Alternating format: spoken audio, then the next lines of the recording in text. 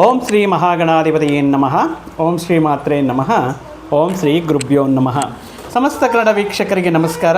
ನೀವು ಮೊದಲನೇ ಬಾರಿ ನಮ್ಮ ಚಾನಲ್ ನೋಡ್ತಾ ಇದ್ದರೆ ದಯವಿಟ್ಟು ಸಬ್ಸ್ಕ್ರೈಬ್ ಮಾಡಿ ಅಂತ ಹೇಳ್ತಾ, ಮುಖ್ಯವಾಗಿ ಈ ವಿಡಿಯೋದಲ್ಲಿ ನಾವು ತಿಳ್ಕೋಬೇಕಾಗಿರುವಂತಹ ವಿಷಯ ಏನಪ್ಪ ಅಂದರೆ, ಅಂಗಾರಕ ಗ್ರಹ, ಕುಜಗ್ರಹ, ಕೆಂಪು ಗ್ರಹ ಈ 40 ದಿನಗಳ ಕಾಲ ಮೇ 11ರಿಂದ ಜೂನ್ 20ರವರೆಗೂ ಕೂಡ 40 ದಿನಗಳ ಕಾಲ ತನ್ನ ಸ್ವಕ್ಷೇತ್ರವಾಗಿರುವಂತಹ ಮೇಷರಾಶಿಗೆ ಆಗಮನ ಆಗ್ತಾಯಿದೆ. ಮೇಷರಾಶಿಗೆ ಕುಜಗ್ರಹ ಆಗಮನ ಆಗ್ತಾ ಇರೋದ್ರಿಂದ, ಮುಖ್ಯವಾಗಿ ಕುಜಗ್ರಹ ಒಂದು ಅಗ್ನಿತತ್ವವುಳ್ಳಿರುವಂತಹ ಗ್ರಹ. ಆ್ಯಕ್ಚುಲಿ ಕುಜಗ್ರಹ ಕುಜದೋಷ ಅಂತ ಕೇಳಿರ್ತೀರ.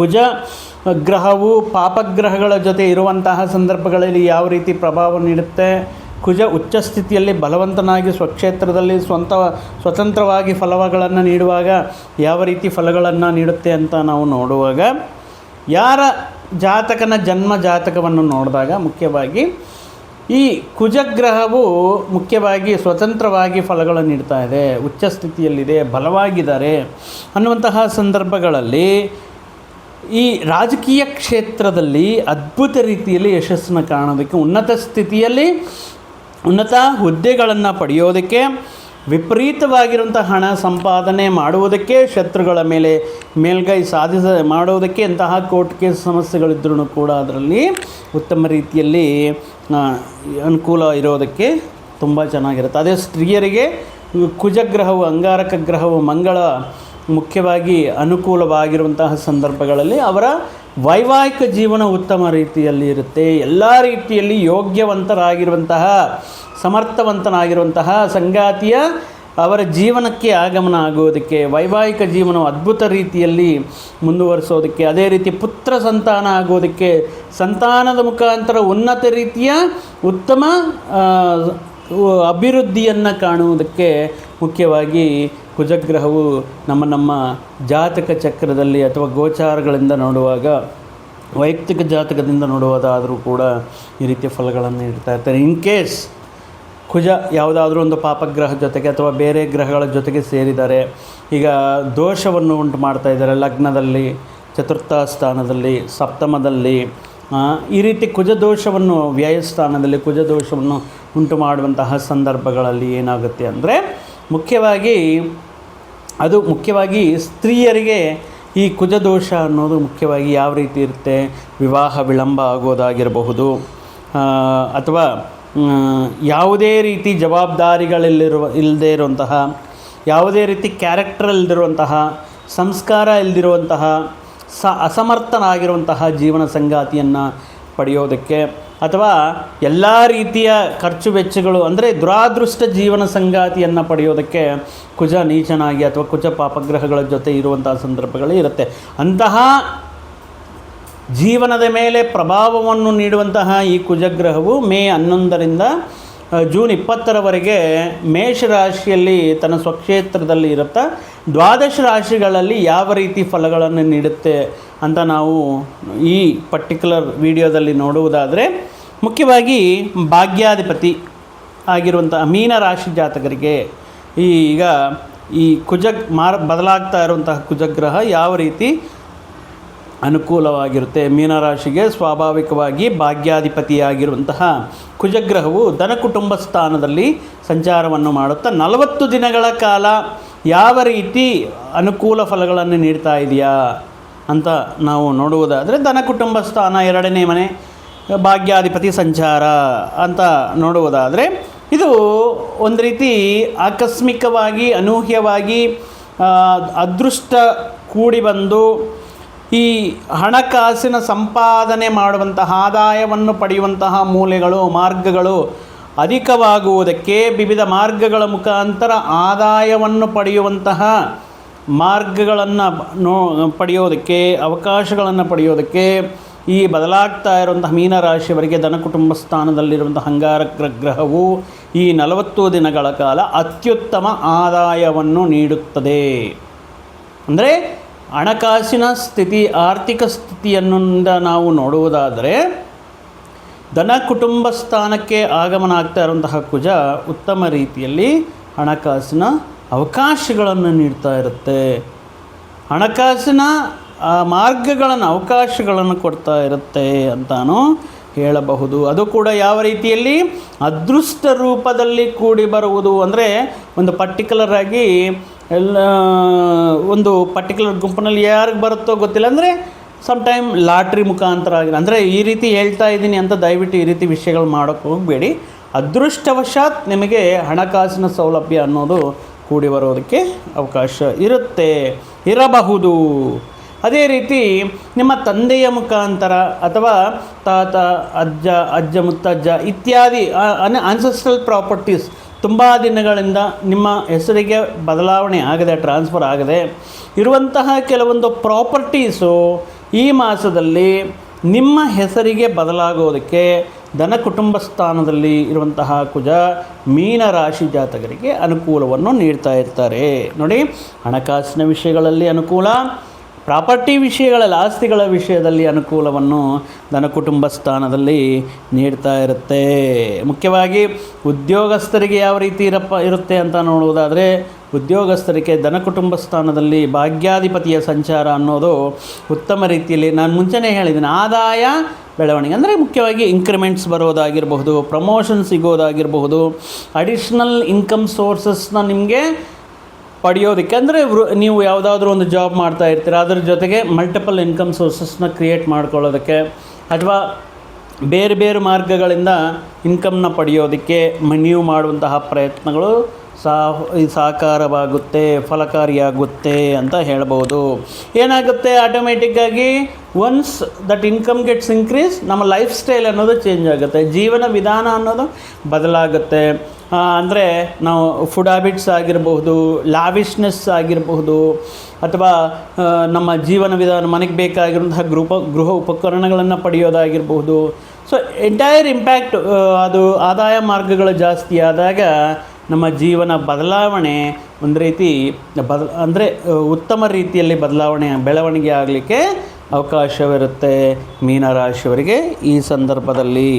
ಇನ್ನು ತುಂಬ ದಿನಗಳಿಂದ ನಿಮ್ಮ ಕುಟುಂಬ ಸದಸ್ಯರು ಕೆಲವೊಂದು ವ್ಯಕ್ತಿಗಳು ಯಾವುದೇ ಆದಾಯ ಮಾರ್ಗಗಳು ಇಲ್ಲದೆ, ಉದ್ಯೋಗ ಅವಕಾಶಗಳಿಲ್ಲದೆ, ಅಥವಾ ಎಲ್ಲರೂ ಕೂಡ ಡಿಪೆಂಡೆಂಟ್ ಆಗಿ ಏನು ಕೆಲಸ ಮಾಡ್ತಾರೆ ಅಂದರೆ ಸುಮ್ಮನೆ ಹೊರಗಡೆ ತಿಂದ್ಕೊಂಡು ಊಟ ಮಾಡ್ಕೊಂಡು ಹೊರಗಡೆ ಸುತ್ತಾಡ್ತಾ ಇರ್ತೀರ.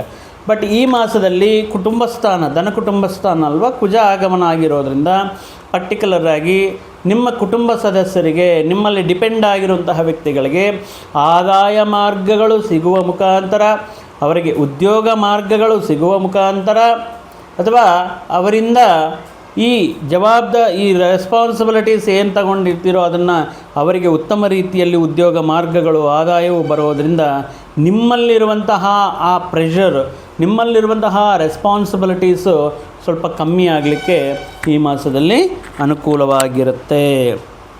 ಆದಾಯ ಉದ್ಯೋಗ ಅವಕಾಶಗಳನ್ನು ಪಡೆದು ಅವಕ್ಕೆ ಇಲ್ಲಿಂದ ಪರವಾಗಿಲ್ಲ, ಬಂದಿರುವಂತಹ ಆದಾಯವಲ್ಲಿ ಸ್ವಲ್ಪ ಹೂಡಿಕೆ ಮಾಡ್ಬೋದು, ಸೇವಿಂಗ್ಸ್ ಮಾಡ್ಬೋದು ಅನ್ನುವಂತಹ ಕೆಲವೊಂದು ಸಂದರ್ಭಗಳು, ಆದಾಯ ಮಾರ್ಗಗಳು ನಿಮ್ಮ ಕುಟುಂಬ ಸದಸ್ಯರಿಗೆ ದೊರೆಯಲಿದೆ. ಇನ್ನು ಅಂದರೆ ಏನು ಹೇಳಬೇಕು ಅಂತ ಪ್ರಯತ್ನ ಮಾಡ್ತಾ ಇದ್ದೀನಿ ಅಂದರೆ, ಇಲ್ಲಿವರೆಗೂ ಕೂಡ ಒಬ್ಬಂಟಿಯಾಗಿ ಕುಟುಂಬ ಜವಾಬ್ದಾರಿಗಳನ್ನು ಹೆಗಲ ಮೇಲೆತ್ಕೊಂಡು ಅಂದರೆ ತುಂಬ ಸ್ಟ್ರೆಸ್ಸಲ್ಲಿರುವಂತಹ ನಿಮಗೆ ಈಗ ಬೇರೆಯವರಿಗೆ ಕೂಡ ಆದಾಯ ಮಾರ್ಗಗಳು ಬರೋದರಿಂದ ಏನಾಗುತ್ತೆ, ಆ ಜವಾಬ್ದಾರಿಗಳಿಂದ ಸ್ವಲ್ಪ ರಿಲೀಫ್ ಆಗಲಿಕ್ಕೆ, ಆ ಟೆನ್ಷನ್ನಿಂದ ಹೊರಗಡೆ ಬರೋದಕ್ಕೆ ಚಾನ್ಸಸ್ ಇರುತ್ತೆ.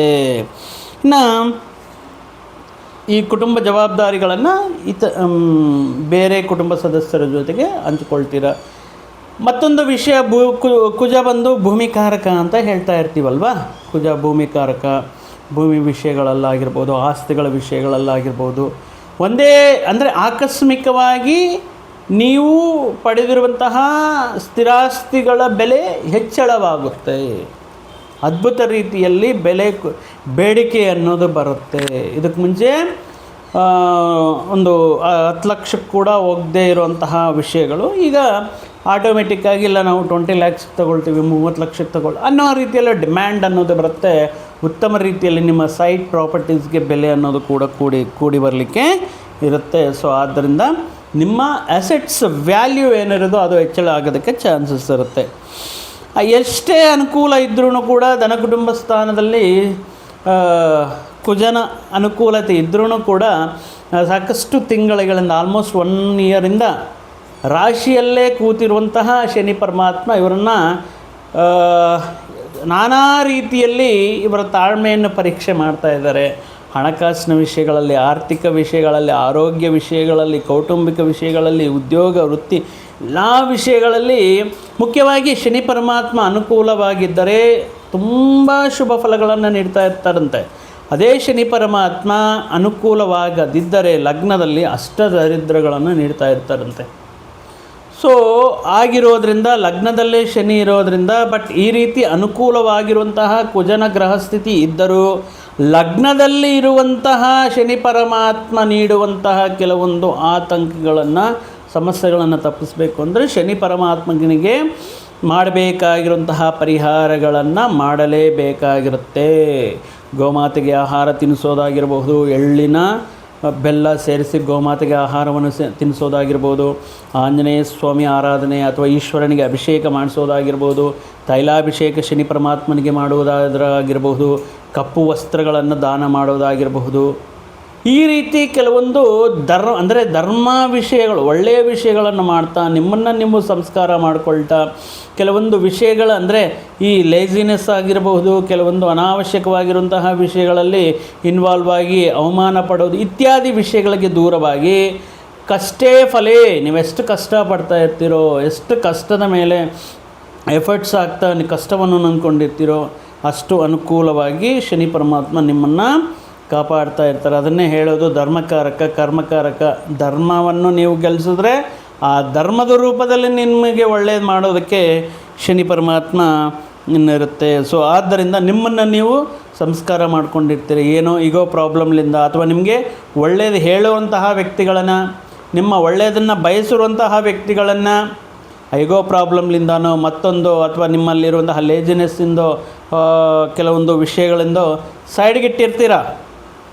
ಬಟ್ ಅಂತಹ ವ್ಯಕ್ತಿಗಳಿಂದ ಅವ್ರು ನೀಡುವಂತಹ ಮಾರ್ಗದರ್ಶನ, ಅವ್ರು ನೀಡುವಂತಹ ಗೈಡೆನ್ಸು, ಅವ್ರು ಹೇಳುವಂತಹ ಕೆಲವೊಂದು ವಿಷಯಗಳನ್ನು ಮತ್ತೆ ಕೂತ್ಕೊಂಡು ಯೋಚನೆ ಮಾಡಿ, ಆ ದಿನ ನನಗೆ ಯಾಕೆ ಆ ರೀತಿ ಹೇಳಿದ್ರು, ನನ್ನ ಒಳ್ಳೆಯದನ್ನು ದೃಷ್ಟಿಯಲ್ಲಿ ಇಟ್ಕೊಂಡು ಹೇಳಿದ್ರಲ್ವ, ಬಟ್ ಅಂತಹ ವ್ಯಕ್ತಿಗಳನ್ನು ನಾನು ದೂರ ಮಾಡ್ಕೊಂಡಿದ್ದೀನಿ. ಈ ವಿಷಯಗಳನ್ನು ನೀವು ಮಾಡಿರುವಂತಹ ತಪ್ಪುಗಳನ್ನು ನೀವು ಸರಿ ಮಾಡಿಕೊಂಡು ನಿಮ್ಮನ್ನು ನೀವು ಸಂಸ್ಕಾರ ಮಾಡಿಕೊಂಡು ಮುಂದಕ್ಕೆ ಹೋದರೆ ಎಲ್ಲರನ್ನೂ ಕೂಡ ನಮ್ಮವರೇ, ಎಲ್ಲರೂ ಕೂಡ ನಮ್ಮ ಒಳ್ಳೆಯದನ್ನು ಬಯಸುವಂತಹ ವ್ಯಕ್ತಿಗಳೇ ಅಂತ ಎಲ್ಲರಿಗೂ ಒಳ್ಳೆಯದು ಮಾಡ್ತಾ ನೀವು ಮುಂದಕ್ಕೆ ಹೋಗಬೇಕಾಗಿರುತ್ತೆ. ಈ ಸಂದರ್ಭದಲ್ಲಿ ಚತುರ್ಥ ಸ್ಥಾನದಲ್ಲಿ ಗುರು ಈಗ ಅಷ್ಟೊಂದು ಫಲಕಾರಿ ಆಗದಿದ್ದರೂ ಕೂಡ ಈ ಜೂನ್ 1ರಿಂದ ಪಂಚಮ ಸ್ಥಾನಕ್ಕೆ ರಾಶ್ಯಾಧಿಪತಿ ಆಗಮನ. ಸೊ ಪಂಚಮದಲ್ಲಿ ಗುರು ಅದ್ಭುತ ರೀತಿಯಲ್ಲಿ ಅದೃಷ್ಟವನ್ನು ನೀಡ್ತಾರೆ ಅಂತ ಹೇಳ್ತಾರೆ. ಸೊ ಇಲ್ಲಿಯವರೆಗೂ ನಾನಾ ರೀತಿಯಲ್ಲಿ ಸಮಸ್ಯೆಗಳಿಂದ ಬಳಲ್ತಾ ಇರೋರಿಗೆ ಮೇ ಮಾಸದಲ್ಲಿ ಕುಜ ಅನುಕೂಲ ಫಲಗಳನ್ನು ನೀಡ್ತಾ ಇರ್ತಾರೆ ಒಂದು 40 ದಿನಗಳ ಕಾಲ. ನಾವು ಜೂನ್ 1ರಿಂದ ನೋಡುವುದಾದರೆ ಗುರು ಪಂಚಮಕ್ಕೆ ಬರುವುದರಿಂದ ಮತ್ತಷ್ಟು ಶುಭ ವಿಷಯಗಳು ಅದೃಷ್ಟ ಕೂಡಿ ಬರುತ್ತೆ ಮೀನರಾಶಿಯವರಿಗೆ. ಈಗ ನಡೀತಾ ಇರೋದೆಲ್ಲವೂ ಕೂಡ ತಾತ್ಕಾಲಿಕ. ಆದ್ದರಿಂದ ನೀವು ಹೇಳಿರುವಂತಹ ಶನಿ ಪರಮಾತ್ಮನಿಗೆ ಸಂಬಂಧಪಟ್ಟಂತಹ ಪರಿಹಾರಗಳನ್ನು ಮಾಡುತ್ತಾ ನಿತ್ಯವೂ ಕೂಡ ಗುರು ಸಂಬಂಧಪಟ್ಟಿರುವಂತಹ ಗುರು ದತ್ತಾತ್ರೇಯ ಆರಾಧನೆ, ಗುರುರಾಯರ ಆರಾಧನೆ ಮಾಡ್ತಾ ಈ ಬರುವಂತಹ ಒಳ್ಳೆಯ ದಿನಗಳಿಗೆ ಸಂತೋಷದಿಂದ ಸ್ವಾಗತ ಮಾಡಿ ಅಂತ ಹೇಳ್ತಾ ಮತ್ತೊಂದು ವಿಡಿಯೋ ಜೊತೆಗೆ ಮತ್ತೊಂದು ಆಸಕ್ತಿಕರ ವಿಷಯದ ಜೊತೆಗೆ ನಿಮ್ಮ ಮುಂದೆ ಮತ್ತೆ ಬರ್ತೀನಿ. ಅಲ್ಲಿಯವರೆಗೂ ಸರ್ವೇ ಜನಾಂ ಸುಖಿನೋ ಭವಂತು, ಸಮಸ್ತ ಸನ್ಮಂಗಳಾನಿ ಭವಂತು. ಜೈ ಶ್ರೀರಾಮ್.